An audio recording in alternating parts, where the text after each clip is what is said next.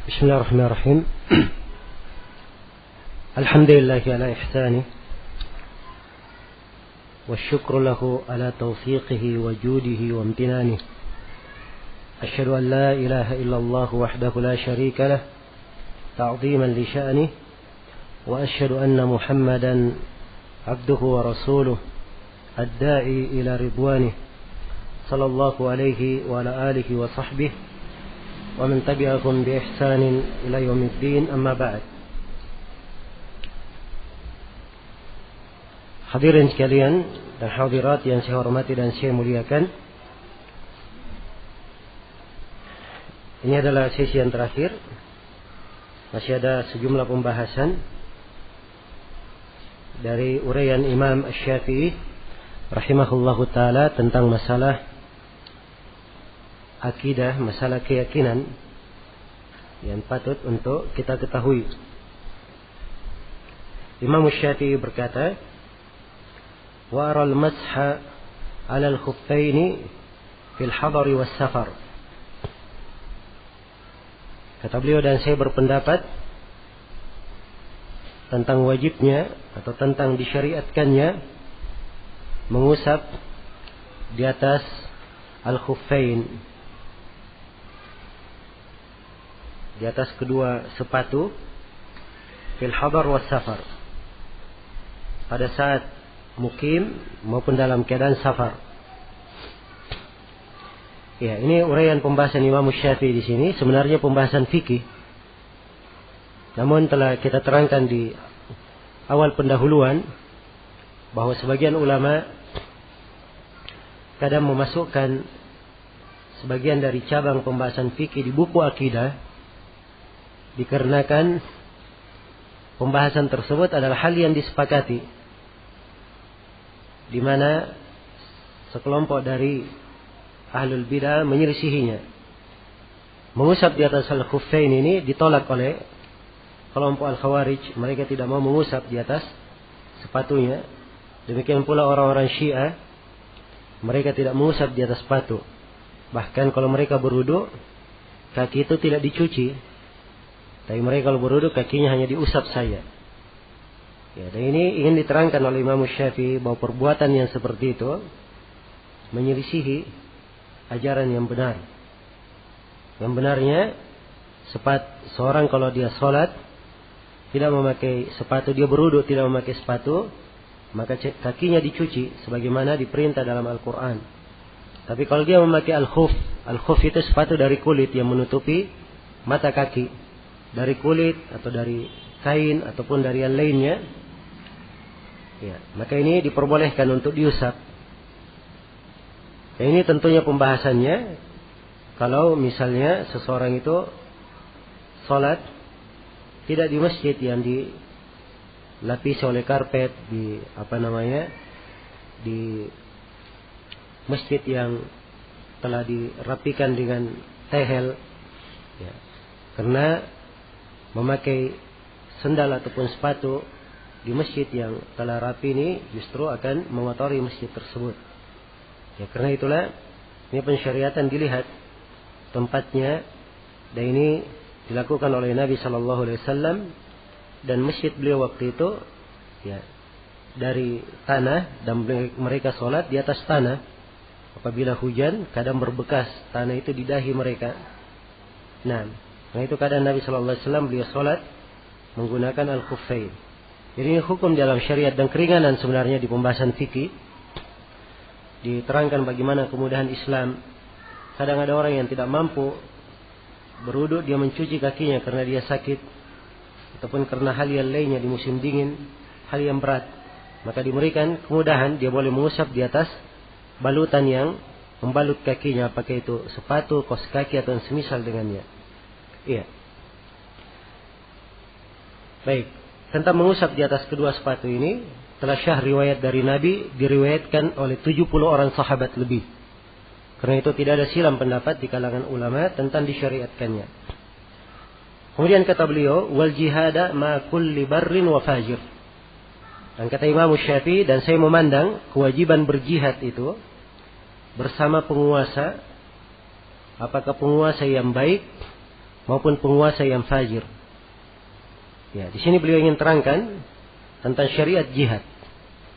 Bahwa jihad itu adalah syariat, disyaratkan padanya beberapa syarat. Syarat yang paling utama, jihad itu tidak boleh ditegakkan kecuali kalau dipimpin oleh penguasa. Iya. Dan ini keyakinan disepakati oleh para ulama, diterangkan di sini oleh Imam Syafi'i. Dalilnya dalam banyak hadits, di antaranya adalah hadits Abu Hurairah yang diriwayatkan oleh Imam Al-Bukhari dan Imam Muslim. Rasulullah bersabda, "Innamal imamu junna yuqatalu min waraihi." Sesungguhnya pemimpin itu adalah tameng, dilakukan peperangan di belakangnya. Jadi jihad tidak boleh ditegakkan kecuali kalau pemimpin yang menyuruh.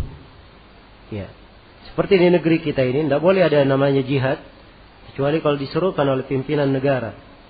Ia yang menyuruhkan, barulah disebut dengan nama jihad. Ini salah satu dari ketentuan jihad fi sabilillah. Dan pembahasan jihad ini pembahasan yang di hari-hari ini perlu diluruskan, dan banyak pemahaman yang keliru manusia di dalam memahaminya, antara berlebihan dan menyepelekan. Iya. Namun waktu membatasi kita tidak bisa menguraikan seluruh sudut yang berkaitan dengan masalah jihad ini. Ya, tapi cukuplah saya terangkan bahwa jihad itu di dalam syariat kita beraneka ragam. Ada jihad melawan dirinya sendiri, jihad melawan syaitan, ada jihad terhadap kaum munafikin dan orang-orang kafir. Terhadap kaum munafikin dan orang-orang kafir ada jihad dengan lisan, ada jihad dengan tulisan, ada jihad dengan fisik. Berkaitan jihad dengan fisik ini, yang terjadi perbenturan fisik, para ulama membagi jihad menjadi dua. Ada jihad yang kaitannya dengan membela diri, dan ada jihad yang kaitannya dengan menyerang. Adapun membela diri, kaum muslimin kalau diserang, mereka membela dirinya. Ya, dan siapa yang mati dalam keadaan dia membela diri, itu dihitung mati syahid. Rasulullah bersabda, "Man qutila duna malihi fahuwa syahid, man qutila duna ahlihi fahuwa syahid, man qutila duna irdihi fahuwa syahid." Siapa yang mati karena membela hartanya, dia mati syahid. Siapa yang mati karena membela dirinya, dia mati syahid. Siapa yang mati karena membela keluarganya, dia mati syahid. Dan di dalam sebagian riwayat, "Man qutila duna dinihi fahuwa syahid." Siapa yang mati karena membela agamanya, dia mati syahid. Jadi kalau diserang dia membela diri, itu masuk dalam jihad. Ini jihad membela diri. Jihad yang kedua, jihad menyerang. Kaum muslimin yang duluan menyerang. Ya. Dimaklumi ya bahwa jihad menyerang ini disyariatkan nanti di fase Madinah. Di Mekah tidak ada jihad disyariatkan. Yang ada jihad dengan lisan, dengan argumen yang ada di Mekah. Jihad dengan tangan itu baru disyariatkan di mana? Di Madinah. Ya. Dari dalil-dalil, para ulama menyebutkan bahwa jihad menyerang ini disyaratkan padanya 3 syarat. Syarat yang pertama, jihad tersebut harus dipimpin oleh pimpinan negara. Iya. Sebab ini dari kekhususan pimpinan negara. Tidak semua orang berteriak menyerukan jihad-jihad, tidak. Tapi ini adalah wewenang pimpinan negara, dia menegakkannya. Iya. Kemudian syarat yang kedua, jihad disyaratkan kaum muslimin memiliki kekuatan. Harus ada kekuatan. Adapun kalau tidak ada kekuatan, tidak ada syariat jihad. Itu di luar kemampuan. Karena itu Nabi dan para sahabat di Mekah, mereka tidak berjihad dengan tangan. Karena mereka lemah, tidak memiliki kekuatan. Bahkan yang ada di Mekah dilarang mereka berjihad dengan tangan. Allah berfirman, "Alam tara ilal ladina qila lakum kuffu aydiyakum wa aqimus salata wa atuz zakat." Tidakkah kalian melihat kepada orang yang dikatakan kepada mereka, tahanlah tangan-tangan kalian. Perintah menahan tangan. Tapi dirikanlah salat, keluarkanlah zakat. Itu saja yang diperintah. Kemudian syarat yang ketiga dari syarat jihad menyerang, kaum muslimin harus mempunyai wilayah kekuasaan. Harus ada wilayah apa? Wilayah kekuasaan. Iya. Karena Rasulullah setelah beliau pindah ke Madinah dan kaum muslimin punya wilayah kekuasaan, barulah disyariatkan jihad menyerang. Karena itu dipersyaratkan harus ada wilayah kekuasaan. Nah, ini 3 syarat dari syarat jihad. Semuanya diterangkan dan diuraikan oleh para ulama di buku-buku fikih. Dan pembahasan jihad ini bersama semua imam. Imamnya baik maupun fajir. Imamnya salih maupun tidak salih. Kita tetap wajib untuk berjihad di belakangnya. Sebab jihad adalah kemaslahatan menjaga agama. Perlindungan kepada rakyat. Iya. Kepada kaum muslimin. Maka kita dituntut untuk ikut berjihad bersama penguasa. Demikian pula wa salat al-jum'ah wal idaini ila yaumil qiyamah. Demikian pula salat Jumat dan melakukan salat Id di belakang penguasa. Iya. Harusnya yang menegakkan salat Id dan salat Jumat itu adalah penguasa. Tidak boleh ada yang menegakkan salat Jumat dan salat Id kecuali dengan izin penguasa. Kecuali dengan izin siapa? Penguasa. Sebab ini dari wewenang mereka. Dari wewenang mereka. Salat Id dan salat Jumat tempat manusia berkumpul. Iya. Tempat manusia berkumpul. Maka penguasa yang melihat apa yang termaslahat, apa yang terbaik di dalam hal tersebut. Iya. Ini hukum asal di dalam Islam. Walaupun yang kita saksikan di negeri kita ini ada keluasan yang diberikan oleh penguasa. Di banyak tempat kadang diberikan kelapangan menegakkan salat Jumat, padahal ada masjid-masjid yang berdekatan. Ya, tapi sepanjang penguasa mengizinkan, maka hal tersebut tidak ada masalah. Ya, adalah hal yang tidak dipermasalahkan. Demikian pula salat Id. Harusnya menentukannya adalah penguasa. Mereka menegaskan. Ya, sebab Jumat dan Id ini tempat berkumpulnya kaum muslimin, tempat mereka bersatu. Ya, maka semuanya harus berasal dari penguasa yang memberikan keputusan agar supaya kaum muslimin bersatu di atas satu hati melaksanakannya. Kemudian kata beliau wal bai' wasyira' ala hukmil kitab was sunnah. Demikian pula kata Imam Syafi'i, aku memandang jual beli itu berjalan di atas hukum Al-Quran dan As-Sunnah. Ya. Maksudnya jual beli adalah hal yang berjalan dan perkara yang diperbolehkan sepanjang sesuai dengan hukum Al-Quran dan Sunnah Rasulullah Sallallahu Alaihi Wasallam. Karena jual beli itu ada syarat-syaratnya diterangkan dalam Al-Quran dan Hadits. Ada ketentuan-ketentuannya. Ada jual beli yang dihalalkan dan ada bentuk dari jual beli yang diharamkan. Iya, ini semuanya ada rincian-rinciannya. Imam Syafi'i mengglobalkan. Kemudian kata beliau was-sam'a wa ta'a li ulil amri madamu yusallun. Demikian pula kata Imam Syafi'i, saya memandang wajibnya mendengar dan taat kepada penguasa sepanjang mereka masih menegakkan salat. Iya. Ini dari prinsip yang indah di dalam agama kita.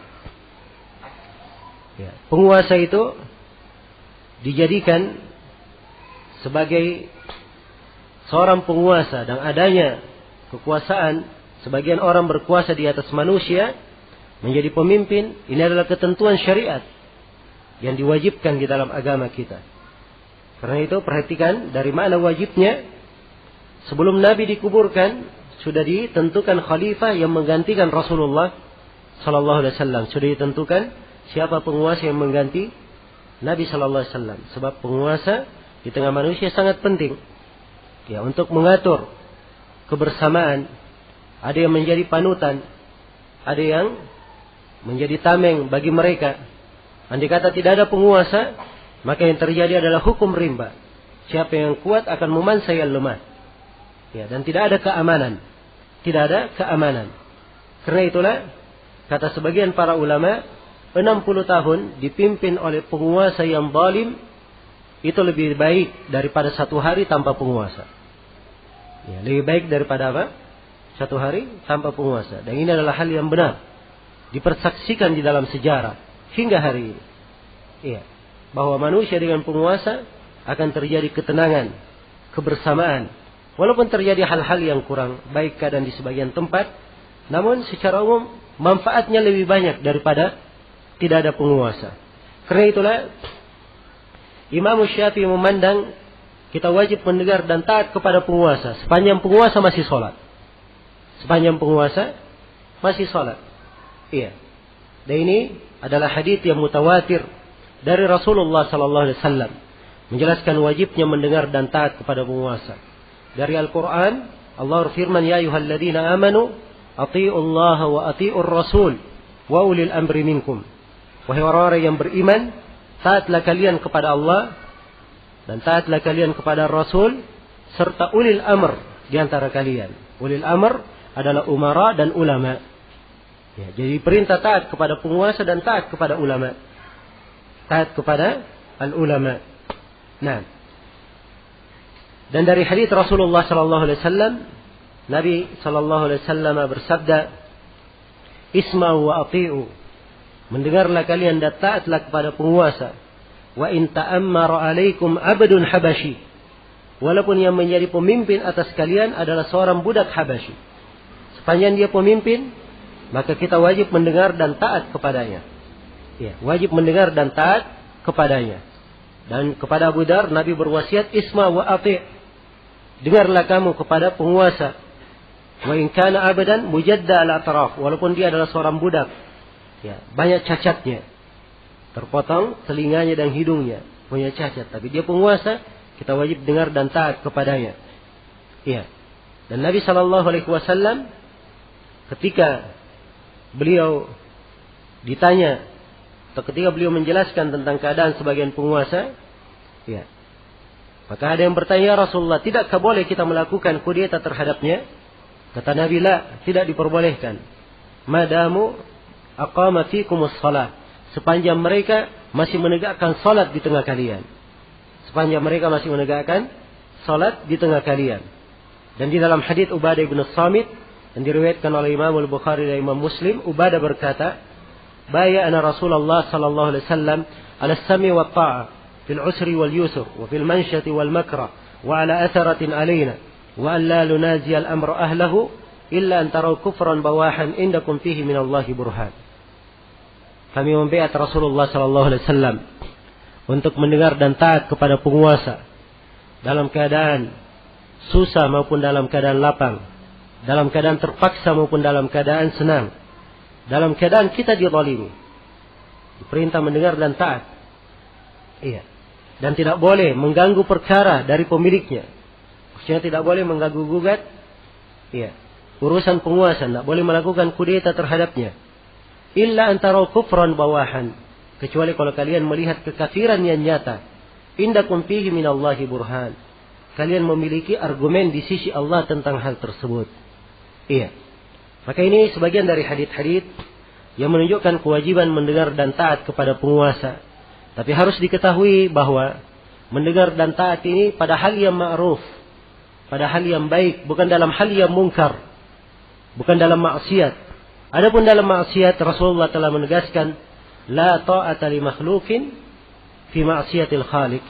Tidak ada ketaatan kepada makhluk dalam bermaksiat kepada Allah yang mencipta. Dalam riwayat yang lain, dalam Sahih Bukhari, innamat ta'atu fil ma'ruf. Sungguhnya ketaatan itu dalam hal yang ma'ruf saja, dalam hal yang baik. Iya. Jadi Imam Syafi'i menekankan, dan ini prinsip banyak dilalaikan oleh manusia di masa ini. Banyak dilalaikan oleh manusia di masa ini. Iya. Tidak mendengar dan tidak taat kepada penguasa. Apalagi hal-hal yang merupakan kemaslahatan umum. Hal yang dipandang oleh penguasa. Ya, di masa ini, kalau ada yang tidak senang dengan sebuah kebijaksanaan, ya, tiba-tiba ada yang mengeritik di atas mimbar. Sebagiannya ada yang turun jalan-jalan, melakukan demonstrasi. Dan hal-hal yang lainnya tidak pernah dicontohkan di dalam syariat. Ya, kalau dia ingin memberi nasihat kepada penguasa, ada jalannya memberi nasihat.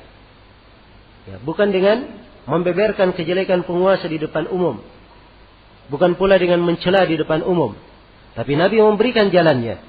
Kata beliau, "Man kana ladaihi nasihatun lidhi sultan, fala yubdiha alaniya, wal ya'khudh biyadihi wal yansahhu sirran." Siapa yang memiliki nasihat untuk penguasa, maka jangan dia terang-terangan dia sampaikan di depan umum. Hendaknya diambil tangan penguasa itu. Dia nasihati secara rahasia, secara pribadi. Ya. Kalau dia terima, fadak. Itulah yang diinginkan. Kalau dia tidak menerimanya, maka dia sudah melepaskan tanggung jawabnya. Sudah melepaskan tanggung jawabnya. Demikian Nabi SAW mewasiatkan. Karena ribut di dalam hal ini akan menimbulkan kekacauan. Yang membuat manusia itu benci kepada penguasanya, ini tidak akan menimbulkan ketentraman di tengah masyarakat. Iya. Karena itu Islam memandang agar supaya seorang itu bersabar. Walaupun penguasanya berlaku zalim, ya, berlaku tidak baik, diperintah untuk bersabar. Dan kesabaran itu akan membuahkan hal yang baik. Karena itulah ketika manusia mengalami kekejaman penguasa di masa Hajjaj bin Yusuf, ya, dan dimaklumi Hajjaj bin Yusuf, bagaimana kekejamannya, mungkin sekejam-kejam penguasa di masa ini tidak ada yang membunuh ulama. Ini Hajjaj bin Yusuf, ulama yang dia cari.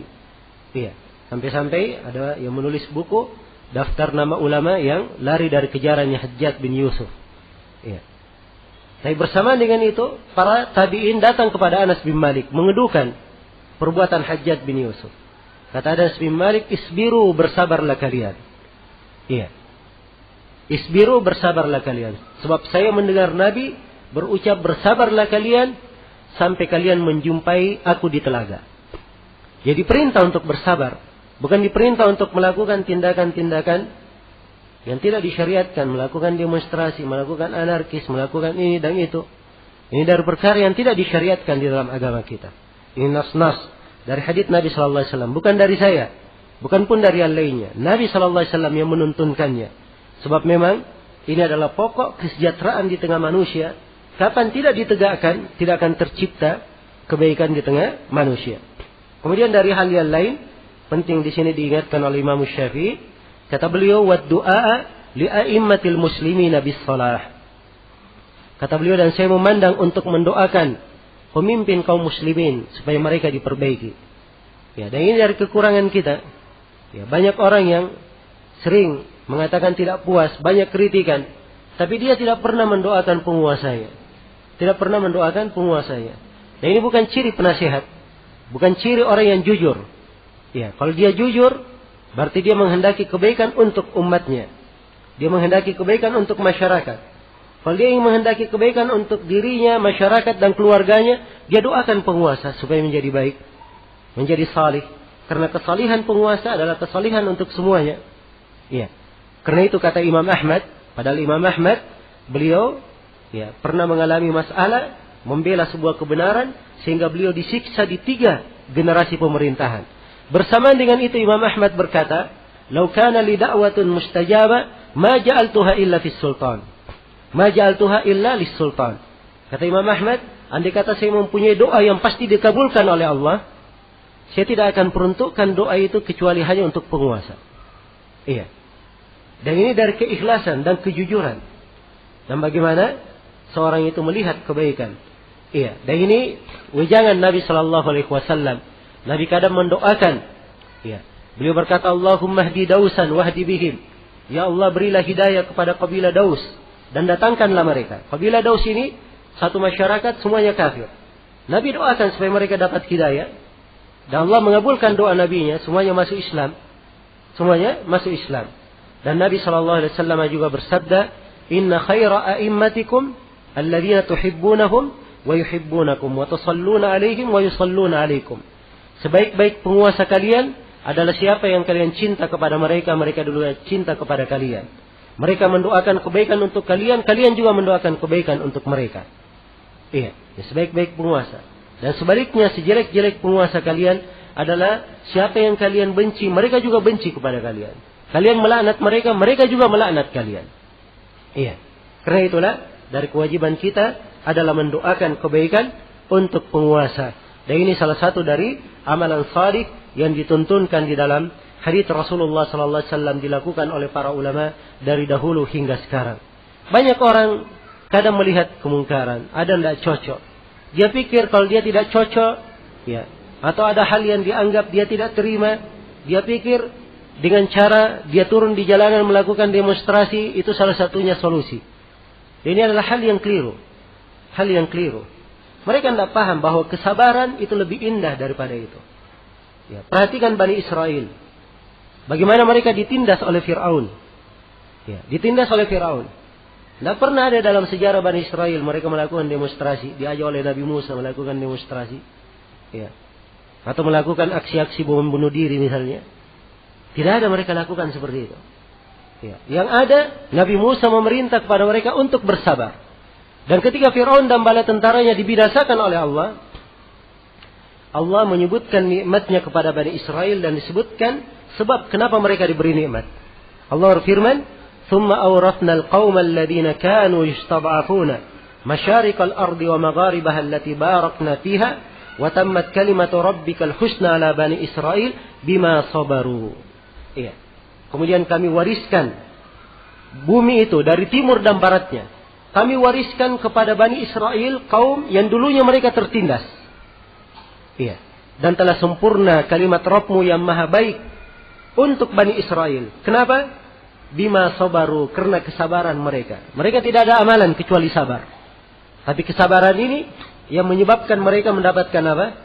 Mendapatkan kebaikan. Kemudian sisi yang lain, ya, sering ada kalau terjadi misalnya di sebuah tempat, ya, kebiasaan sebagian manusia mengkambing hitamkan. Ya, mencari kambing hitamnya. Oh ini gara-gara si anu, gara-gara si itu. Ya. Jelas ya? Dan ini adalah hal yang keliru. Kalau ingin mengkambing hitamkan diri sendiri. Harusnya demikian. Karena Allah berfirman, "Innallaha la yughayyiru ma biqaum hatta yughayyiru ma bi anfusihim." Allah tidak akan merubah keadaan satu kaum sampai mereka sendiri yang merubah keadaannya. Jadi harusnya mereka merubah diri sendiri. Kalau ingin baik seluruh yang lainnya, rubah. Bermula dari diri sendiri. Iya. Jangan sibuk mengurus orang lain, sedangkan dirinya sangat perlu untuk diperbaiki. Nah, maka ini pokok-pokok yang ditanamkan di dalam prinsip dan akidah ahli sunnah. Imam Syafi'i sangat indah menjelaskannya. Kata beliau, dan mendoakan penguasa kaum muslimin supaya mereka diberikan kesalihan. Wala yukhraju alaikum bis-sayf, dan tidak boleh dilakukan kudeta terhadap mereka dengan menyandang pedang. Iya. Kudeta terhadap penguasa ini kadang dengan pedang dan kadang dengan lisan. Iya. Kadang dengan lisan. Dan yang lisan ini sama diharamkan. Ya. Bahkan kudeta dengan lisan ini yang menjadi sumber kudeta secara fisik. Ya. Karena itulah membeberkan kejelekan di depan, membeberkan kejelekan penguasa di depan umum, ini adalah bentuk dari kudeta lisan, tidak dibenarkan dalam syariat. Iya. Kalau dia ingin ada nasihat, dia nasihati langsung. Atau dia mencari orang yang dekat. Atau siapa yang bisa mengantarkan nasihat itu. Dan sekarang ini, dimaklumi di Indonesia ini, pintu-pintu nasihat sangat terbuka. Ingin menasihati siapapun, ada jalur-jalurnya. Ya, bisa melalui SMS, bisa melalui kotak pos yang sudah disiapkan. Semuanya pintu-pintunya.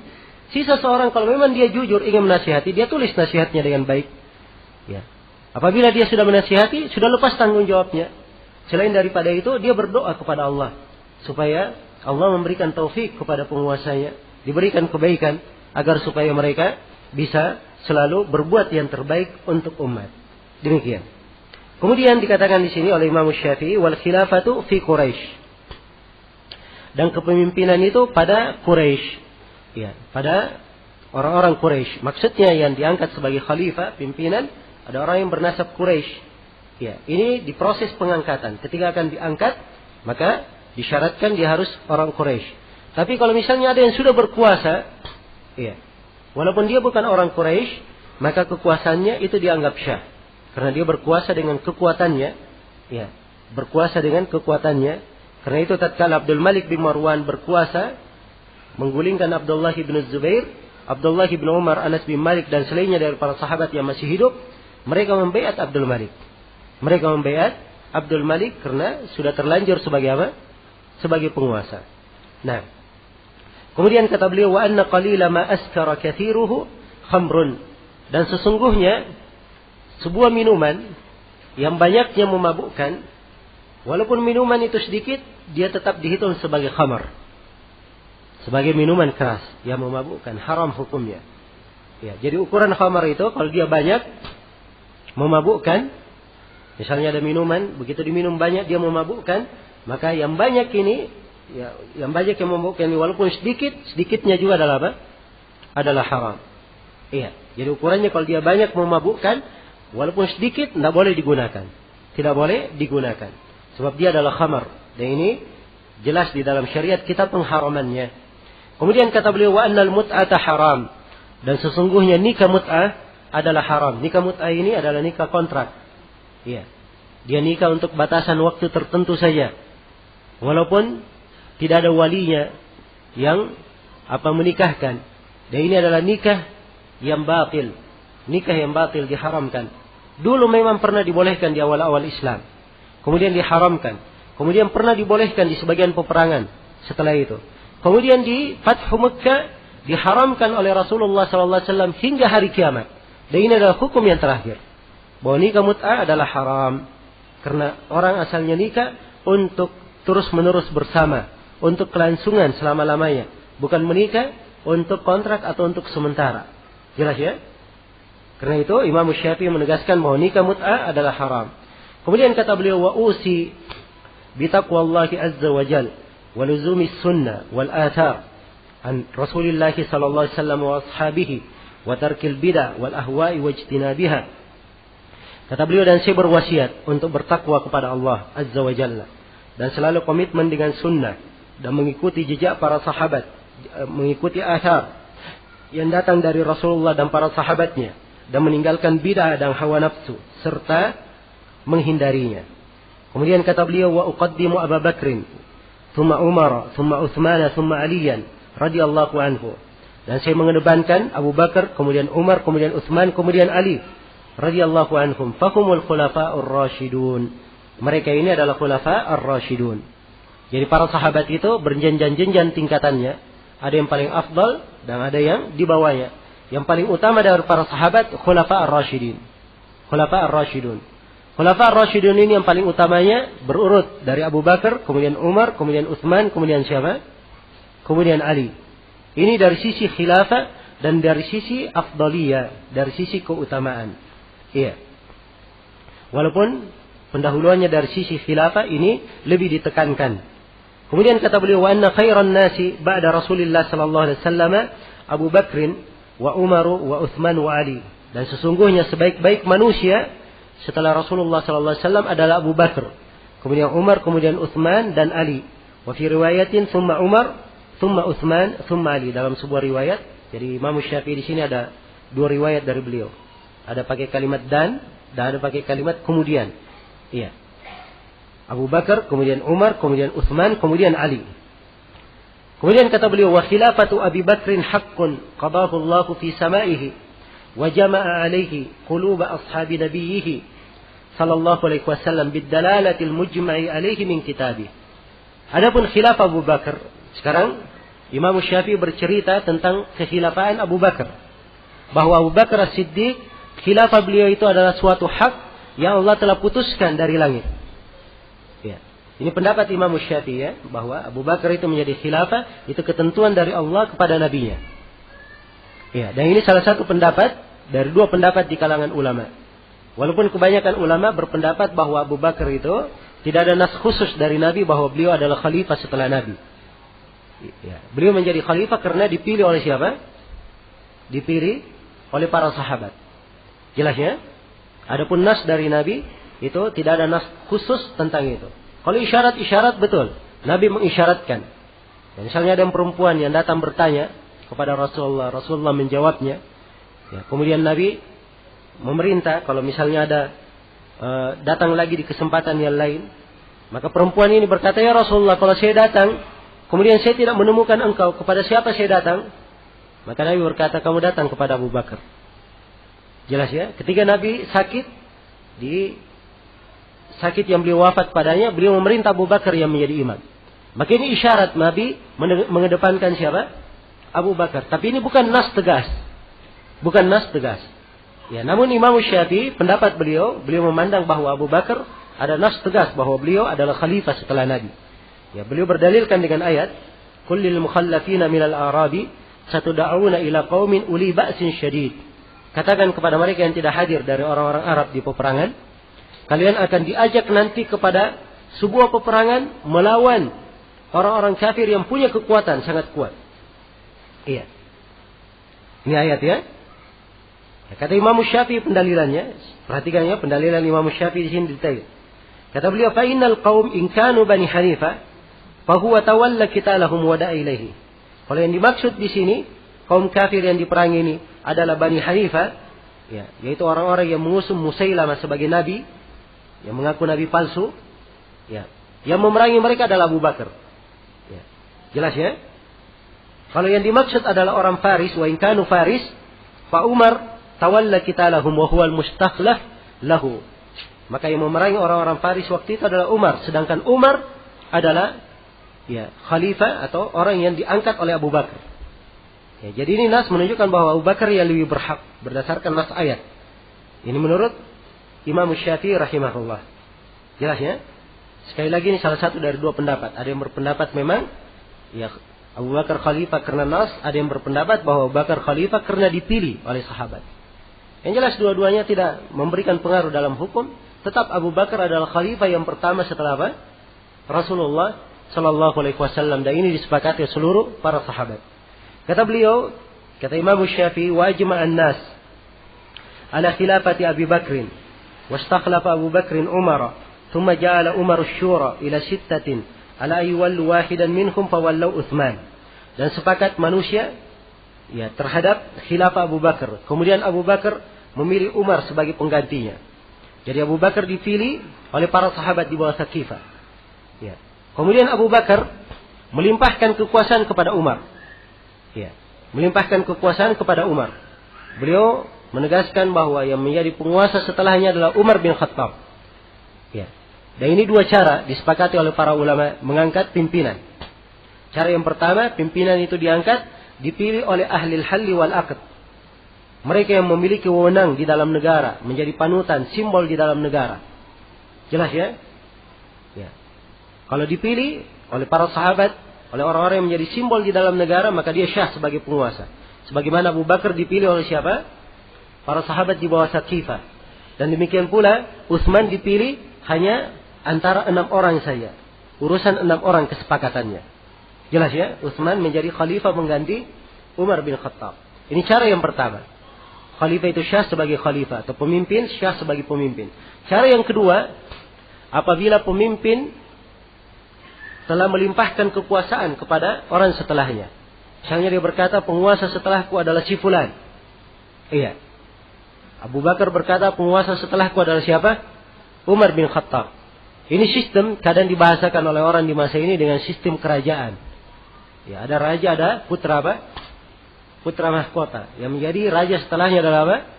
Putra mahkota. Ini ada sisi pendalilannya dari mana ini? Karena Abu Bakar menyerahkan kekuasaan kepada siapa? Kepada Umar. Dan ini disepakati oleh para sahabat. Tidak ada silang pendapat. Dan ingat ya, hal yang disepakati oleh para sahabat itu semuanya pasti bersumber dari Al-Quran dan Hadis. Karena para sahabat tidak pernah berkumpul di atas kesesatan. Rasulullah bersabda, la tajtami'u ummati ala dhalalah. Umatku tidak pernah bersepakat di atas kesesatan. Jelas ya? Baik. Kemudian kata Imam Syafi'i rahimahullah, qala wadaka annahu tarra an-nas ba'da Rasulillah sallallahu alaihi wasallam falam yajidu tahta adimis sama khairan min Abi Bakrin fawallawhu riqabahum. Ya, kenapa Abu Bakar yang dipilih sebagai khalifah? Kata Imam Syafi'i, karena manusia ya secara aksioma setelah Rasulullah meninggal, mereka tidak menemukan di bawah kolon langit ini ada yang lebih baik dari Abu Bakar.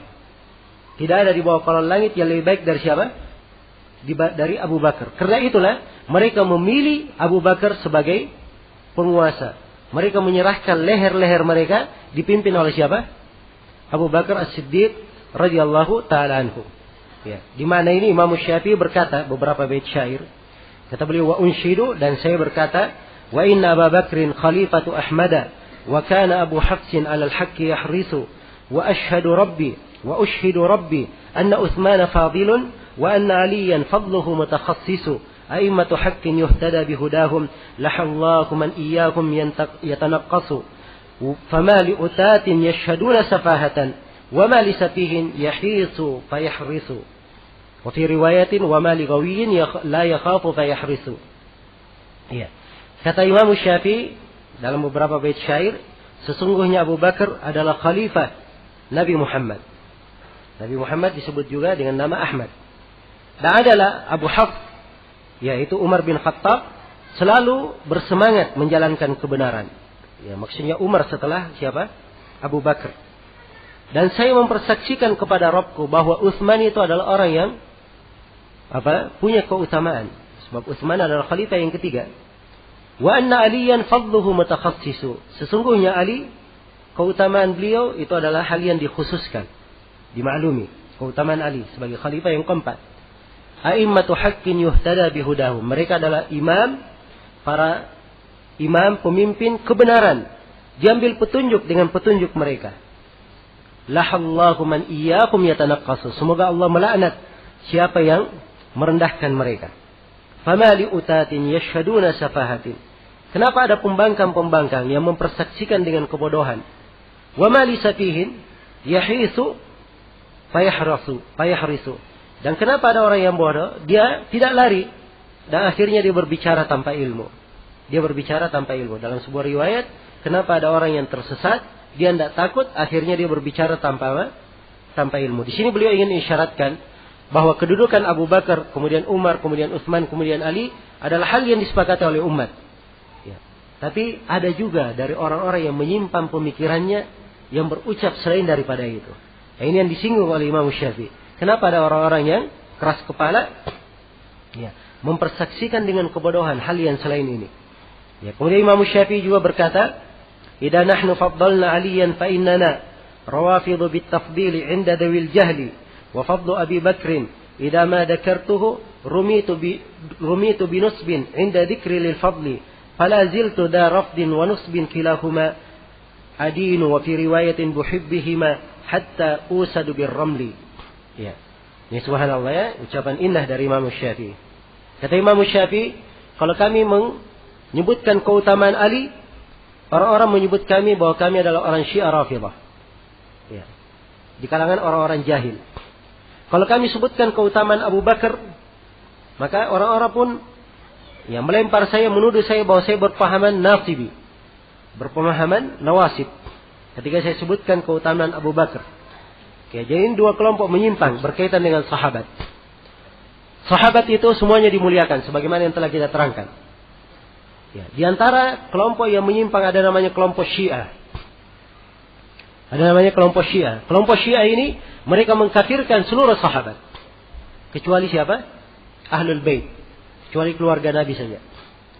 Ya, sebaliknya ada kelompok lain lagi namanya kelompok Nasibah. Nasibah ini dia mengkafirkan Ahlul Bait. Mengkafirkan siapa? Ahlul Bait. Menancapkan permusuhan dengan Ahlul Bait.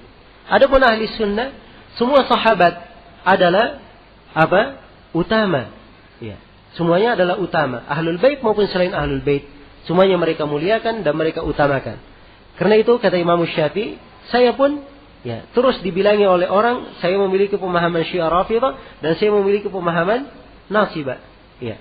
Dan saya menganggap agama, saya cinta kepada seluruh sahabat itu, dari Ahlul Bait maupun selain Ahlul Bait, hingga aku berbaring di atas Di atas pasir. Maksudnya sampai saya dikubur nanti, itulah keyakinanku kata Imam Syafi'i.